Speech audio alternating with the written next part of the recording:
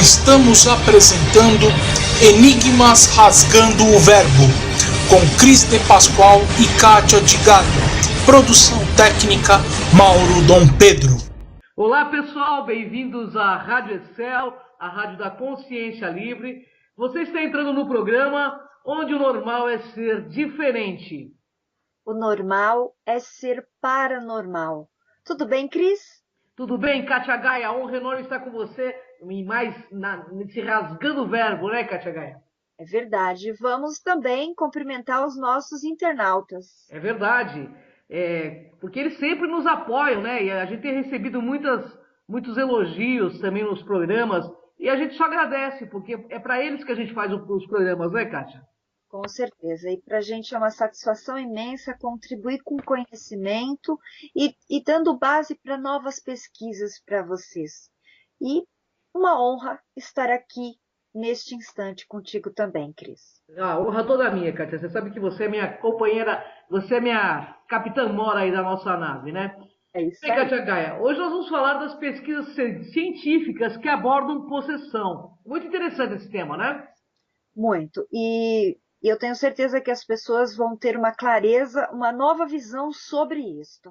É verdade. Bom, pessoal, o Catálogo Internacional de Doenças admite sim a obsessão espiritual, trazendo um grande avanço para o entendimento da união do material com o espiritual. Com esse passo formal inicial, a ciência médica está em avanço, admitindo a existência do fator espiritual que influencia diretamente o ser humano, ainda que seja restritiva através da obsessão espiritual apenas. Na verdade, tudo isso é um grande debate polêmico também, que ganha cada dia mais lugar nos tópicos de discussão na atual sociedade. É que após séculos de crenças, né, pessoal, e com os recentes avanços na medicina, eles vêm tendo muitas dúvidas, e as dúvidas crescem na cabeça das pessoas, dos pesquisadores, e a princípio, cá entre nós, a dúvida é um ótimo sinal, porque ele indica que todos procuramos racionalizar o que nos é dito, e assim verificar as fontes, ou ao menos buscar um maior embasamento sobre uma ideia ou acontecimento. Assim é a ciência, né, Kátia? É verdade. E o que mais se tem discutido atualmente é o dilema: possessões demoníacas, um caso psiquiátrico ou um caso espiritual? Há quem defenda as duas teses, mas aceitar ambas acaba gerando mais dúvidas que escolhendo apenas uma e fixar-se nela e aprofundar-se. Para os céticos, os agnósticos e ateus, possessões demoníacas não passam de doenças neurológicas, psicológicas e principalmente psiquiátricas. Pois é, mas para os teístas são sinais de possessão, opressões demoníacas, magia negra ou demonologia e espiritismo. E nesse rasgando o verbo, vamos abordar ambos os lados com ênfase na explicação científica, que é menos divulgada nos meios atuais, mas sem deixar de mostrar a tese dos teístas. Para posicionar-se diante de uma ideia, é necessário compreender todos os lados e considerar todos os dados, como uma equação matemática, e para isso buscaremos entender as diferenças entre psicopatologias, psiquiatria e crendice. Bom, psicopatologia é uma disciplina intercientífica fundamental no estudo dos estados psíquicos patológicos.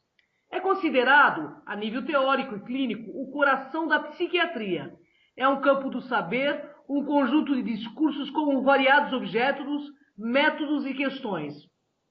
Por um lado, encontram-se em suas bases as disciplinas biológicas, as neurociências, e por outro, se faz ainda com inúmeros saberes oriundos da psicologia, antropologia, da sociologia, da filosofia, linguística e história. Então, ouvintes, este é o campo de atuação principalmente de psiquiatras e de psicólogos clínicos. A psicopatologia, enquanto estudo das anormalidades da vida mental, é às vezes referida como psicopatologia geral, psicologia anormal, psicologia de anormalidade, psicologia do patológico. É uma visão das patologias mentais fundamentadas na fenomenologia, no sentido psicológico das manifestações da consciência, em oposição a uma abordagem médica de tais patologias, buscando assim não reduzir o sujeito a conceitos patológicos, enquadrando-o em padrões baseados em pressupostos e preconceitos. A psiquiatria é uma especialidade da medicina que lida com a prevenção, atendimento diagnóstico, tratamento e reabilitação das diferentes formas de sofrimento mentais, sejam elas de cunho orgânico ou funcional, como manifestações psicológicas severas também. São exemplos: a depressão, o transtorno bipolar, a esquizofrenia, a demência e os transtornos de ansiedade. A meta principal dos médicos desta área é o alívio do sofrimento e o bem-estar psíquico dos seus pacientes. E para isso, é necessária uma avaliação completa do paciente com perspectivas biológicas, psicológicas, de ordem cultural, entre outras afins. Uma doença ou problema psíquico pode ser tratado através de medicamentos ou terapias diversas, como psicoterapia, prática de maior tradição no tratamento. A avaliação psiquiátrica envolve o exame do estado mental e a história clínica dos seus pacientes. Eles usam testes psicológicos, neurológicos, neuropsicológicos e exames de imagem podem ser utilizados como auxiliares na avaliação, assim como exames físicos e laboratoriais. A crença é uma condição psicológica que ela vai se definir pela sensação de veracidade relativa a uma determinada ideia a despeito de uma procedência ou possibilidade de verificação objetiva. Logo, ouvintes, esta crença pode não ser fidedigna à realidade e representa o elemento subjetivo do conhecimento. Então, pode também ser entendida como sinônimo de fé, e assim como qualquer manifestação de fé, acompanha a absoluta abstinência à dúvida pelo antagonismo inerente, à natureza desses fenômenos psicológicos e pela lógica conceitual. Ou seja, pessoal, tendo a fé, crença, é impossível duvidar e crer ao mesmo tempo, Fé é a firme opinião de que algo é verdade, sem qualquer tipo de prova ou critério objetivo de verificação, pela absoluta confiança que depositamos numa ideia ou fonte de transmissão. A fé acompanha a absoluta abstinência à dúvida pelo antagonismo inerente à natureza desses fenômenos psicológicos e lógica conceitual. Então, como eu disse anteriormente, é impossível duvidar e ter fé ao mesmo tempo, A expressão se relaciona semanticamente com os verbos crer, acreditar, confiar e apostar, embora esses três últimos não necessariamente exprimam o sentimento de fé, posto que podem embutir dúvida parcial como reconhecimento de um possível engano. A possessão demoníaca, ou também chamada de opressão demoníaca, é, de acordo com o teísmo, principalmente na religião cristã, o estado de um indivíduo em que se acredita estar em posse de demônios ou outra entidade maléfica. Acreditam, mas nem sempre é fato. É uma crença bastante comum em várias religiões e seitas, desde crenças tribais de natureza primitiva e várias igrejas cristãs modernas. A Bíblia, por exemplo, apresenta vários casos de possessão demoníaca. No Novo Testamento, isto provavelmente foi uma influência trazida à religião judaica pelos anos de exílio da Babilônia, mas ela traz vários casos de possessão no Novo Testamento. E esses vários casos descritos como possessão demoníaca são quadros típicos de esquizofrenia, que é uma doença muito comum atualmente, e na qual faremos uma breve introdução, já que a doença é considerada por médicos e até pela Igreja como a maior causadora das dúvidas a respeito da possessão demoníaca. Então, pessoal, presta bem atenção, tá? Esquizofrenia é um transtorno psíquico severo que se caracteriza classicamente pelos seguintes sintomas: alteração do pensamento, alucinações visuais, sinestésicas e, sobretudo, auditivas, delírios e alterações no contato com a realidade, junto da paranoia, que é transtorno delirante persistente. É um dos transtornos graves do humor, como o transtorno afetivo bipolar ou bipolaridade. É um transtorno bastante complexo e que possui uma grande gama de sintomas e variações entre pacientes.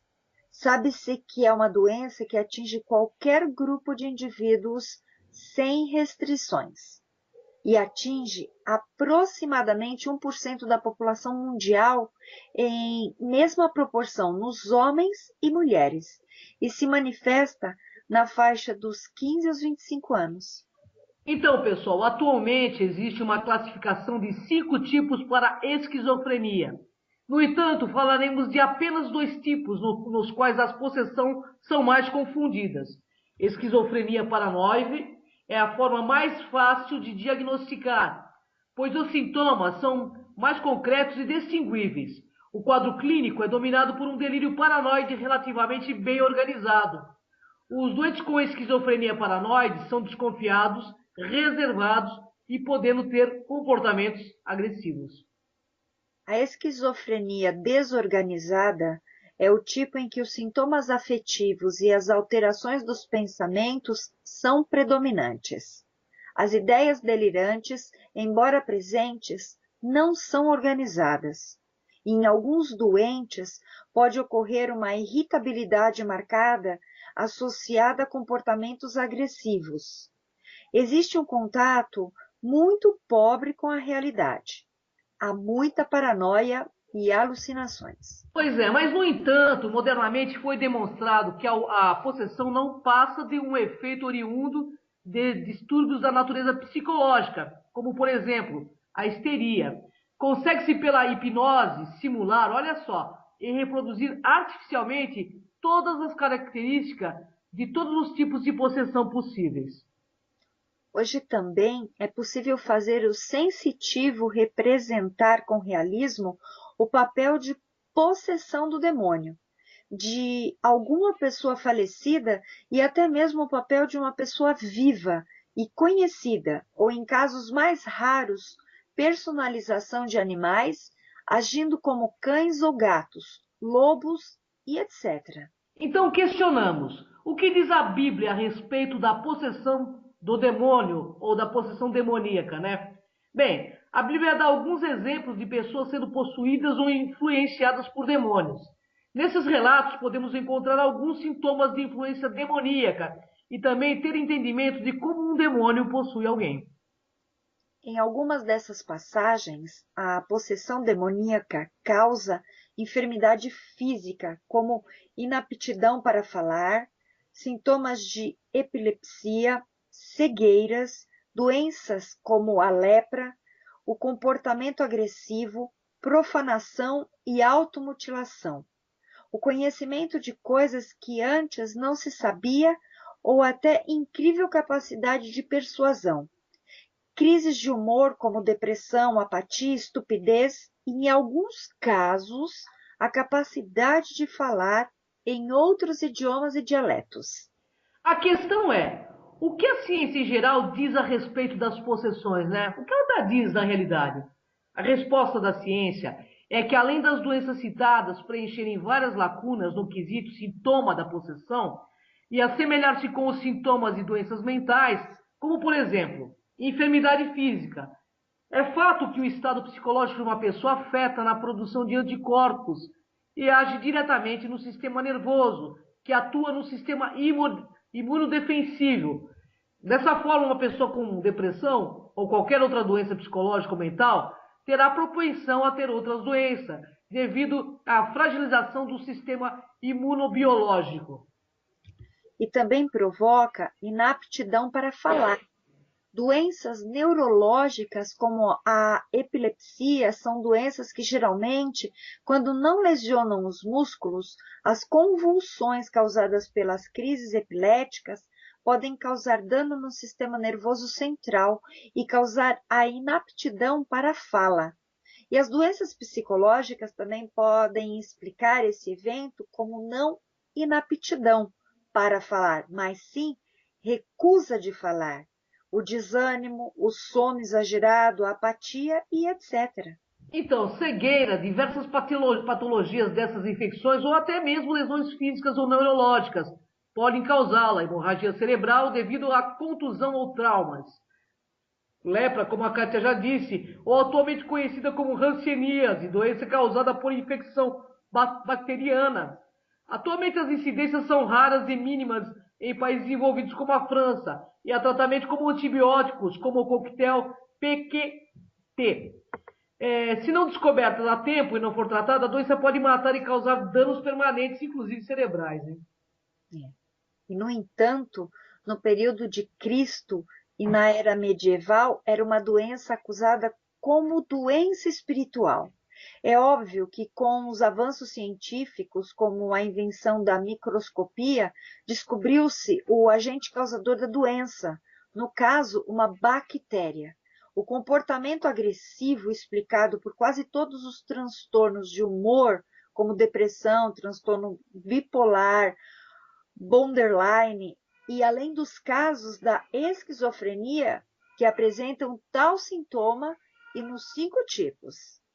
Bom, a profanação, né? Levando-se em consideração que uma pessoa com esquizofrenia seja de uma família totalmente religiosa e tal seja submetida ao exorcismo, é claramente possível que ela usará de profanação para extravasar e demonstrar seus sintomas de agressividade e irritabilidade. Também causará automutilação, que apresenta vários transtornos psicológicos e psiquiátricos, como borderline, depressão, esquizofrenia, transtorno bipolar e outros, né?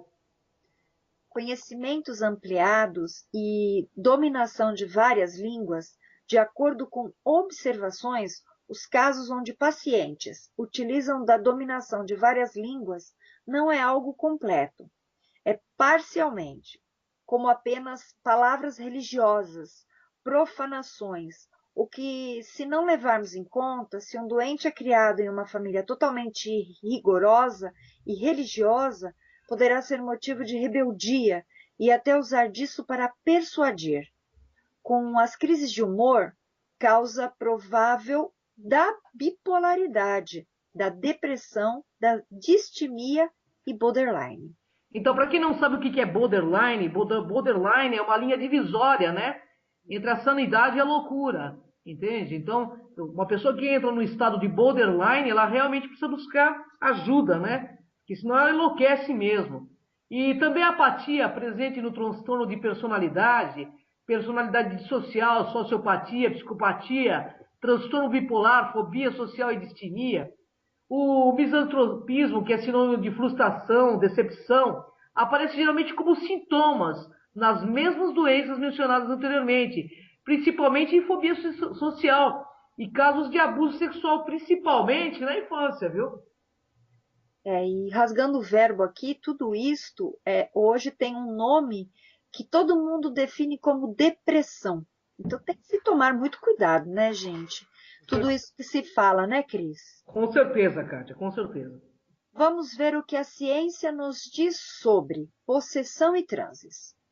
Vamos tentar explicar resumidamente mais características e argumentos da ideia que possessões são explicadas por estudos científicos e classificadas apenas como sintomas de outras patologias mentais e psicológicas.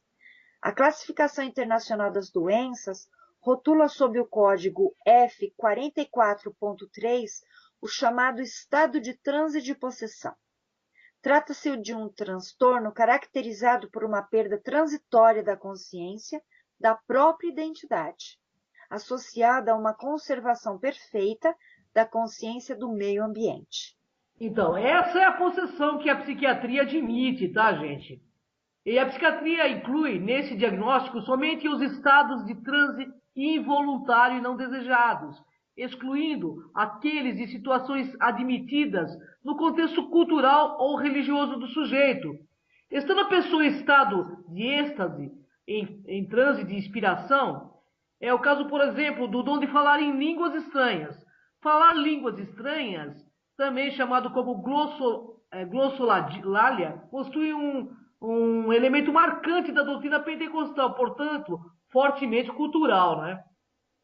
Como exemplos deste transtorno dissociativo sem outra especificação, a ciência cita, entre outros casos, os estados dissociativos ocorridos em indivíduos que foram submetidos a períodos de persuasão prolongada e intensa, ou seja, na presença de família extremamente religiosa e sem conhecimento médico, como, por exemplo, lavagem cerebral, reforma de pensamentos ou a doutrinação em cativeiro, como no caso de Emily Rose e no seu exorcismo que gerou um filme.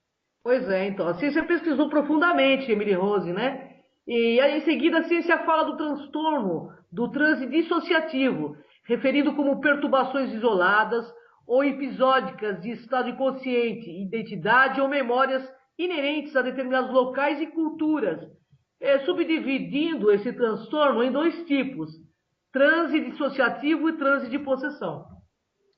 O transe dissociativo pessoal envolve o estreitamento da consciência quanto ao ambiente imediato, comportamentos ou movimentos estereotipados vivenciados como estando além do controle do indivíduo, tais como a epilepsia, convulsões ou a histeria. O transe de possessão envolve a substituição do sentimento costumeiro de identidade pessoal por uma nova identidade. Como mencionado pela ciência, outra doença já classificada, onde o indivíduo se apossa de características de outras pessoas, vivas ou mortas, e até de animais, tipo zoomorfismo, atribuído, né, à influência de um espírito, poder, divindade ou outra pessoa, e associada com movimentos estereotipados, involuntários ou amnésia. Pois a ciência diz que todos nós temos vocação para o sobre-humano. E, de certa forma, todos nós, através do lado mágico de nosso pensamento, temos uma tendência a ter sentimentos e comportamentos sobre-humanos, algo que compense a desagradável sensação de pequenez e finitude a que todos estamos sujeitos, ora mais, ora menos e fortemente. Pois é, pessoal, sentir-se sobre-humano pode aliviar a limitação para a felicidade plena imposta por nossa condição existencial. Mesmo nas pessoas tidas por descrentes, realistas, racionais, seja lá como gostam de ser consideradas, a partir do momento em que jogam na loteria, mesmo quando todas as probabilidades racionais não recomendam o jogo, está se manifestando o quê? Um pensamento mágico. Seria um pensamento que foge à dureza da racionalidade que estabelece as probabilidades de ganhar. Seria algo do tipo: pode ser que eu tenha sorte, ou pode ser que tenha chegado o meu dia, e assim por diante. Isso é sentir-se sobre-humano, privilegiado e diferente dos demais.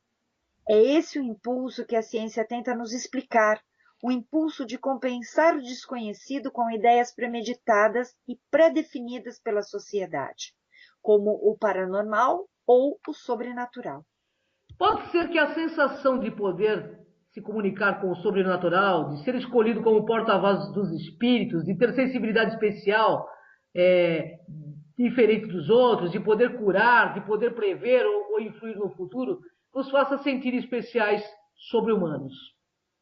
Buscar influências fora de nós, além de nós, também ajuda a atenuar a sensação de fracasso, de aliviar quando nos sentimos incompletos, de desculpar não termos sido tão brilhantes como gostaríamos. Se nossas falhas e limitações tivessem origem fora de nós mesmos, independentemente de nossa vontade, nossa autoestima estaria preservada. A possessão por entidades pode tanto realçar sentimentos de superioridade, como resolver sentimentos de inferioridade. Então, vamos ver o que a ciência, né? Estamos aqui falando de ciência, né, Kátia? O que ela fala do pensamento mágico, porque a ciência também é tão dogmática quanto a religião, pelo menos nessa pesquisa que nós fizemos. O pensamento mágico, quando patológico, é também uma crença patológica. Havendo saúde mental, os estímulos para que se desenvolva o raciocínio devem provir de fontes externas e internas. Mas o pensamento não é guiado, pessoal, apenas por considerações estritamente atreladas à realidade. Ele também flui motivado por estímulos interiores, abstratos e afetivos, e até mesmo instintivos. A criação humana, por exemplo, ultrapassa muitas vezes a realidade dos fatos, refletindo estados interiores variados e de enorme valor para a construção de nosso patrimônio cultural.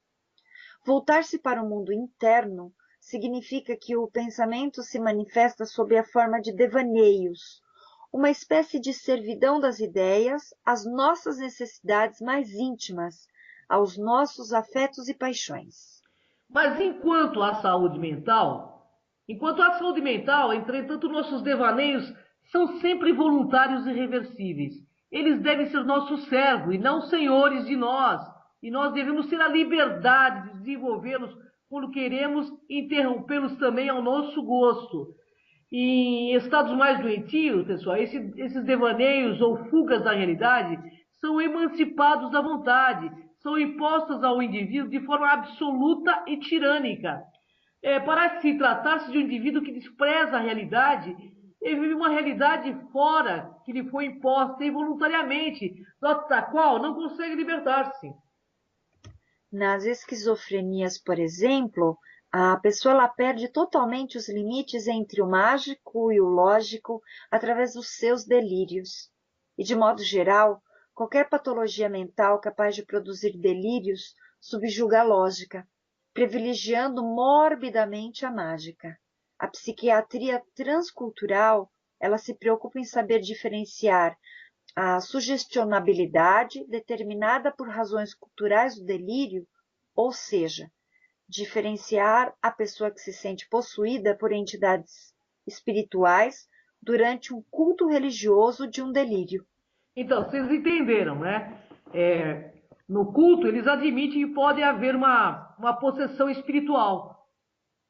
Mas tem a diferença entre o culto e o delírio de uma pessoa que se diz possuída ou que vem, muitas vezes, numa clínica psiquiatra buscar essa ajuda, entendeu, Kátia?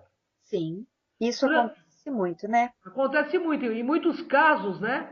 De esquizofrenia. A pessoa acha que está tendo contato com Jesus Cristo, sempre com gente da maior autoestirpe. Então é muito perigoso para a pessoa, né, que está tendo essa megalomania, ela precisa cair na real, ver qual é a real. Por isso que as pessoas muito megalômanas, elas usam muito argumento de poder. E durante um culto religioso, a pessoa vivencia um entorno místico, podendo ser sugestionada e aderir a algum tipo de pensamento mágico, cujo conteúdo não será totalmente estranho a outra pessoa que comunga a mesma crença ou o mesmo espaço cultural. Os sentimentos de transe e possessão não podem ser considerados delírios, muito embora possam estar emancipados da realidade lógica. E pegando um gancho em cima do que você falou, uma coisa que é muito preocupante, dentro das sessões de regressão a vidas passadas, as pessoas que estão dentro desse distúrbio de esquizofrenia e se julgam contatadas ou qualquer outra coisa assim, elas vão buscar a regressão justamente porque elas querem ter certeza de que elas são importantes. Então, isso também é uma patologia. Há de se ter muito cuidado. E o psicólogo vai entender isso. Se não for um psicólogo, aí já acho bem preocupante, viu, Cris? Vale a pena falar isso. Geralmente, esquizofrenia são casos de psiquiatria, e por isso que há, nesse meio místico e espiritual, há que se manter muito o pé dentro da realidade, porque tem pessoas realmente que viajam muito na maionese, né? Com certeza. Sabendo que o delírio é o monopólio de transtornos emocionais muito sérios, como, por exemplo, das psicoses. E é claro que a ciência não pode atribuir o diagnóstico de delírio a todas as pessoas sugestionáveis, que se deixam possuir em cultos religiosos. E há também a crença exagerada. E essas ideias costumam ser errôneas por supervalorização emocional, psicológica de algum tema político, ideológico, sobrenatural, extraterrestre, religioso, e pode ser igualmente observadas até mesmo em indivíduos psiquicamente normais. É verdade.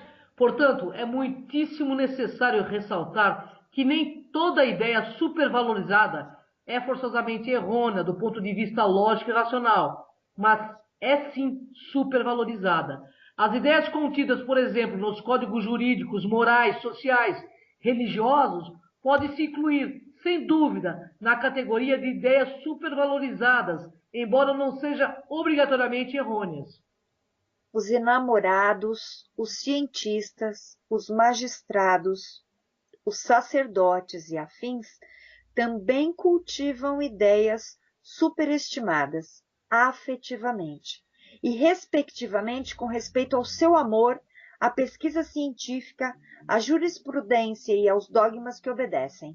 E de qualquer forma, assim como dissemos em relação à sugestão, às ideias, as supervalorizadas ou as crenças exageradas, não são delírios, apesar de muitos delírios se manifestarem por fanatismo, e nem ideias delirantes. Então, existem vários outros sinais e sintomas que devem acompanhar delírios e ideias delirantes, que não acompanham as crenças exageradas. Logo, por definição, essas crenças exageradas devem estar sujeitas mais ou menos facilmente ao arbítrio da nossa vontade. Um exemplo de ideia supervalorizada é a consideração eugênica do nazismo. Foi uma ideia supervalorizada e a concepção política do comunismo que eu vi na época, e a vocação para assuntos esotéricos e o fanatismo religioso que existe aí em várias igrejas que os caras dão tudo, inclusive suas casas.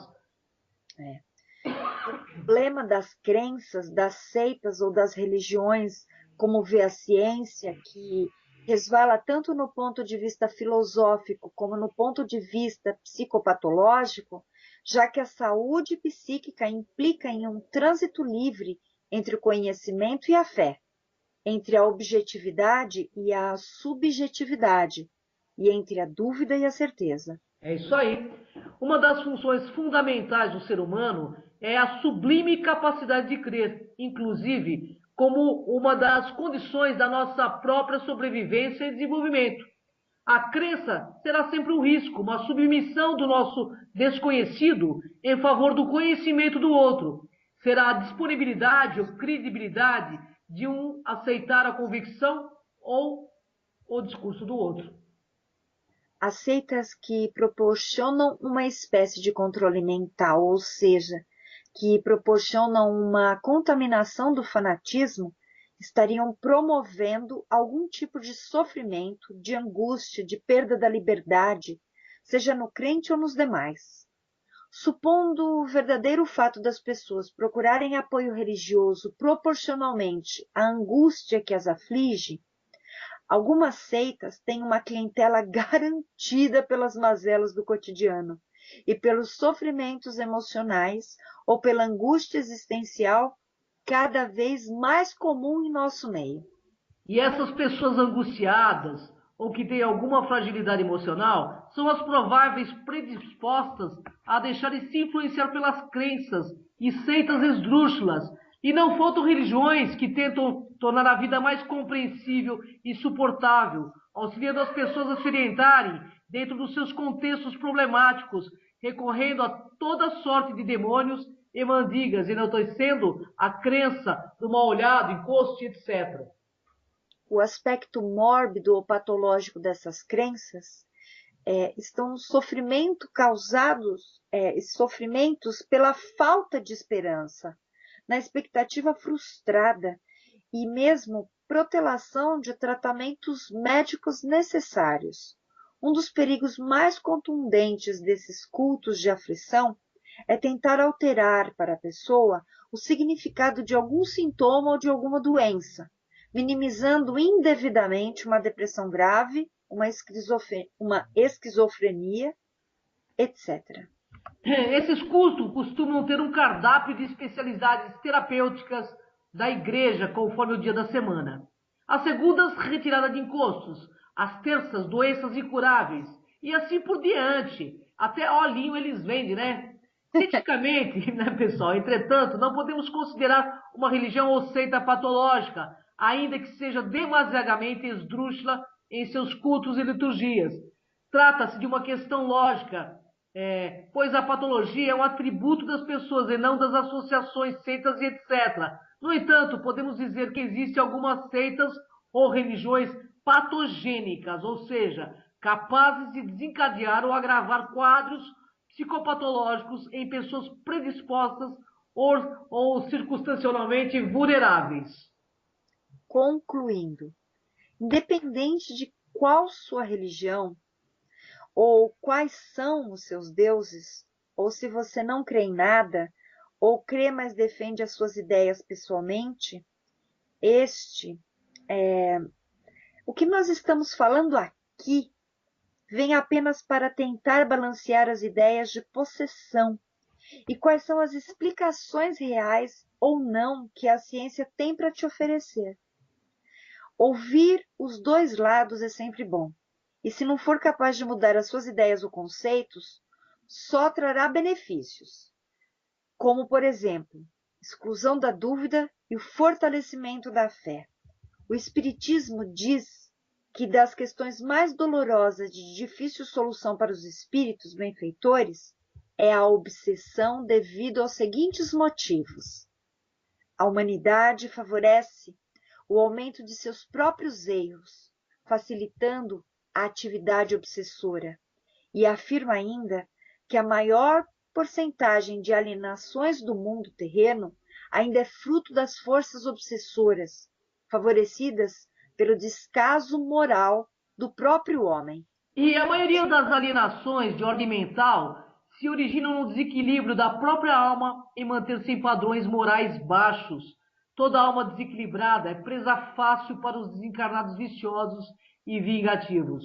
Os obsessores tanto agem por conta própria, como também cumprem trabalhos e missões vingativas em serviço alheio, aceitando ser de instrumento de desforras de outras pessoas. E esses espíritos malfeitores revezam-se em suas crueldades e vinganças, num trabalho organizado e incessante sobre os encarnados, tramando as mais hábeis artimanhas diabólicas com a orientação técnica de experientes veteranos malfeitores. Ódio, vingança e maldade entre espíritos encarnados. Este assunto, tratado no Livro dos Espíritos, traz-nos vários esclarecimentos. Dizem que só entre os espíritos impuros há ódio, e são eles que insuflam nos homens os desentendimentos.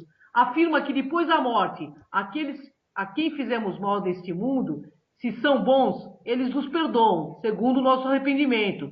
Se maus, é possível que guardem ressentimentos do mal que lhes fizemos e nos persigam até em outras existências.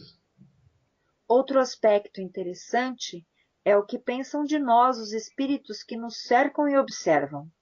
Os levianos riem das brincadeiras que nos pregam e zombam da nossa impaciência. Já os espíritos sérios se condoem dos nossos reveses e procuram ajudar-nos. Um item muito importante deste estudo é que os espíritos influem em nosso pensamento e em nossos atos, muito mais do que imaginamos.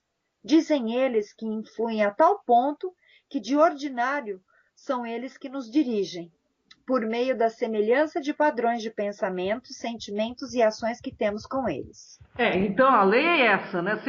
Semelhante está com semelhante, essa é a lei. E continua o Evangelho segundo o Espiritismo. Os espíritos levianos e zombeteiros criam pequenos embaraços à realização dos nossos projetos. Eles se comprazem em nos causar aborrecimentos que representam para nós provas destinadas a exercitar a nossa paciência. Atenção, pessoal! Não seria justo imputar aos espíritos todas as decepções que experimentamos e de que somos os principais culpados pela nossa irreflexão, não é mesmo? Afinal de contas, nós temos a nossa parcela, né, de semelhança aí, né? E sobre a possessão, os espíritos superiores nos orientam que, neste caso, o espírito não entra em um corpo ou toma-lhe o corpo.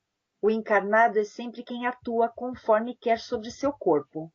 O espírito obsessor identifica-se com o espírito encarnado, cujos defeitos e qualidades sejam os mesmos que os seus, a fim de fazer as coisas conjuntamente com ele. O espírito não pode substituir o que está encarnado. Por isso que este terá que permanecer ligado ao seu corpo até o termo fixado para sua existência material. A pessoa por si mesma pode afastar os maus espíritos e libertar-se da dominação deles, desde que queira com vontade firme e consciente, diz o Livro dos Espíritos. As afeições entre os espíritos são mais sólidas e duráveis do que na Terra, porque não se acham subordinadas aos caprichos dos interesses materiais e do amor próprio. Os espíritos que já atingiram a perfeição são reciprocamente unidos, mas nas esferas inferiores, desde que o espírito se eleva, já não simpatiza como antes, como os que lhe ficaram abaixo. Verdadeira afeição nada tem de carnal, mas quando o espírito se apega a uma pessoa, nem sempre também o faz por afeição. Atenção, ouvintes. O espírito protetor afasta-se quando vê que seus conselhos são inúteis e que mais forte é, no seu protegido, a decisão de submeter-se à influência dos espíritos inferiores e do ego. Devemos entender que obsessores e espíritos endurecidos incitam falsidade, brigas, intrigas entre os casais, amigos, nos ambientes do lar e do trabalho. Eles vampirizam o magnetismo, a vitalidade, transferem fraqueza e enfermidade, inspiram ideias falsas do baixo padrão moral, que são confundidas como ideias próprias, todas elas ligadas ao ego da pessoa e à sua própria vaidade. Devemos lembrar que toda criança é apenas criança de corpo, mas espíritos, às vezes milenares e normalmente devedores. As crianças vítimas apresentam-se com os seguintes sintomas: muito choro, aparentemente sem causa, agitação, irritabilidade, etc. Tem medo, acordam apavoradas, elas dizem palavras desconexas, agridem os pais, apresentam mudanças bruscas de personalidade, febres e dores sem causas aparentes. Então, como livrar-se deles? Única forma, reforma moral e íntima, e a busca incessante da consciência por meio de atitudes coerentes e benéficas. O autoconhecimento é a grande chave para sair dessa armadilha. Portanto, vamos abrir os olhos e manter o equilíbrio entre o pensar, sentir e agir. Porque o bem faz bem, né, Kátia? E o mal faz mal, e a lei é simples assim, né, Cris? Muito simples. Eu com você, nós estávamos pesquisando, e é claro que eu fico entre as duas teses, tanto do espiritismo, né, Kátia? Quanto a tese da psiquiatria. Eu acho que a psiquiatria também ela tem muito ainda a descobrir, mas o nosso respeito a essa matéria, né, porque ela vem esclarecer muito, né? Você vê que no caso da Emily Rose, pesquisaram e disseram que não era uma possessão. Mas o que causa a pessoa ficar assim? A semelhança de padrões de pensamentos e sentimentos, né? Às vezes, algum motivo a pessoa entra nessa sintonia, né? Então, vamos sempre estar ligados ao bem. Como dissemos, o bem faz bem, né, Kátia? Com certeza. E devemos deixar claro também que nem tudo é espiritual, como as pessoas fazem questão de colocar a culpa em alguém, menos nelas mesmas, né? Verdade, E verdade. não é questão de culpa, não, é uma questão de reconhecimento, saber que está falhando em relação ao seu caráter, mudança, personalidade, padrão.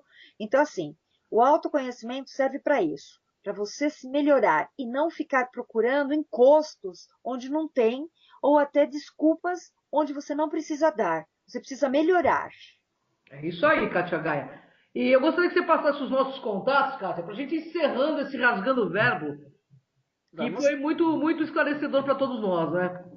É um tema maravilhoso e a gente ficaria aqui falando horas, porque realmente tem muito para poder falar. Mas, para vocês que gostam de nos ouvir e também de nos acessar, nós estamos todas as quartas-feiras, a partir das 10 horas da manhã, na Demais TV, através do www.demaistv.com.br, Nós temos o nosso site, que é o www.programenigmas.com.br, onde você, através do nosso site, você acessa o canal do YouTube, que é o Cron TV, e por lá você pode ver todos os nossos programas anteriores, todo o acervo. E vamos fazer um convite para o teleinternauta também e para o internauta que está nos ouvindo, porque pode participar do nosso programa Enigmas, né, Cris? Com certeza. E é só ligar para a nossa produção, para a nossa parte comercial, no 3482-6381. E vai ser um prazer tê-los conosco. Com certeza, será um grande prazer. E nós agradecemos muitíssimo, né, o nosso apoio que nós temos da Casa Shiva, do Tony Gandra e também do Denis Web Designer. E também do pessoal da Rádio Excel. É isso aí. Bom, pessoal, vamos ficando por aqui. Gratidão, Kátia Gaia, gratidão aos internautas que tiveram paciência, porque o tema não é um tema simples de ouvir, mas gratidão, porque o mundo, Kátia Gaia, o mundo é de quem? Dos despertos. É isso. Acabamos de apresentar Enigmas Rasgando o Verbo.